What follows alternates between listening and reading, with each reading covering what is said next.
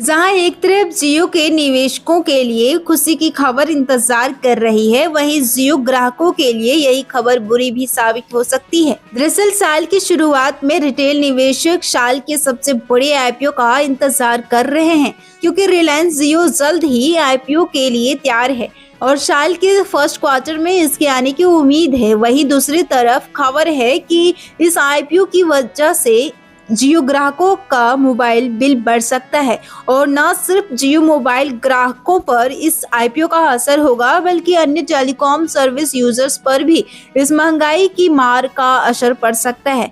क्या है वजह, आइए जानने की कोशिश करते हैं इस रिपोर्ट में। दरअसल जेएम फाइनेंशियल इंस्टीट्यूशनल सिक्योरिटीज की एक ताज़ा रिपोर्ट के मुताबिक जियो के आईपीओ और आने वाले समय में टैरिफ हाई की योजना से पूरा टेलीकॉम सेक्टर अगले कुछ महीनों में 15% तक टैरिफ बढ़ा सकता है। जेएम फाइनेंशियल ने अपनी लेटेस्ट स्टडी में कहा है कि जियो का आईपीओ, जिसकी 2026 शुरुआती महीनों में आने की उम्मीद है, टैरिफ बढ़ोतरी की संभावना को मजबूत बना रहा है। रिपोर्ट में जियो की equity value 140 US billion dollar है और इसकी एंटरप्राइज वैल्यू करीब 153 बिलियन यूएस डॉलर बताई जा रही है। वहीं यह रिपोर्ट भी यह भी बताती है कि 5G नेटवर्क का काम अब काफी हद तक पूरा हो चुका है, इसलिए भविष्य में नेटवर्क संबंधित खर्च कम होंगे। मतलब कंपनी अपने फाइनेंस को मजबूत कर पाने की स्थिति में होगी। रिपोर्ट का अनुमान है कि 2025 से 2028 तक पूरे सेक्टर में ARPU यानी एवरेज रेवेन्यू पर यूजर्स एनुअल लगभग 12% तक बढ़ सकता है, जिसे 6 से 7% बढ़ोतरी टैरिफ से और 5 से 6% की बढ़ोतरी हाई प्रीमियम प्लान, अधिक डाटा सर्विस वाले प्लान से आएगी। इससे पहले आखिरी बार पूरे सेक्टर में टैरिफ बढ़ोतरी जुलाई 2024 में की गई थी।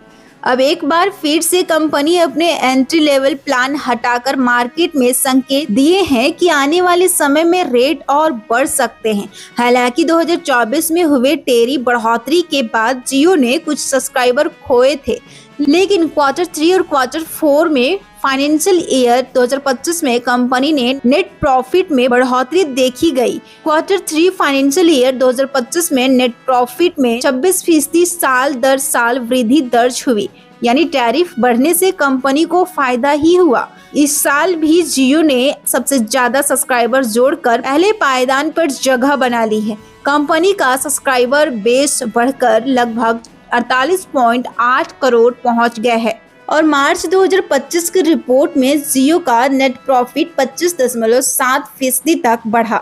लेकिन सवाल यह है कि आखिर आईपीओ के बाद मोबाइल बिल फिर से कैसे बढ़ सकते हैं। दरअसल कंपनी ने 5G नेटवर्क के लिए भारी निवेश किया है और अब कहा जा रहा है कि 5G रोल आउट मुख्य रूप से पूरा हो चुका है। मतलब भविष्य में नेटवर्क संबंधित खर्च कम होंगे। इसी वजह से कंपनी को टैरिफ बढ़ाने का मजबूत आधार मिलता है। इसके लिए टैरिफ बढ़ाना और प्रीमियम प्लान्स पर जोर देना ही एक तरीका हो सकता है, जिसके संकेत जेएम फाइनेंशियल ने दिए हैं। जेएम फाइनेंशियल की यह रिपोर्ट कहती है कि भारत में एवरेज रेवेन्यू पर यूजर अभी बहुत कम है और बढ़ती लागत, बदलाव और निवेश के लिए कंपनियों का लॉन्ग टर्म में बैलेंस इनकम चाहिए। यही वजह है कि एक बार फिर से बड़ा टैरिफ साइकिल शुरू हो सकता है। जैसे जैसे लोग ज्यादा data, 5G service, broadband, home internet आदि चाहते हैं, कंपनी उन सर्विस पर प्रीमियम चार्ज कर सकती है। ऐसे में बाकी कंपनियां भी यही राह चुन सकती है और उनके टैरिफ प्लान्स पर भी बड़ी कीमतों का असर दिख सकता है। जियो समेत एयरटेल और कई कंपनियों ने अपने सस्ते मोबाइल प्लान्स पूरी तरह से बंद कर दिए हैं। ऐसे में महंगाई की मार हर मोबाइल यूजर्स पर पड़ना तय है।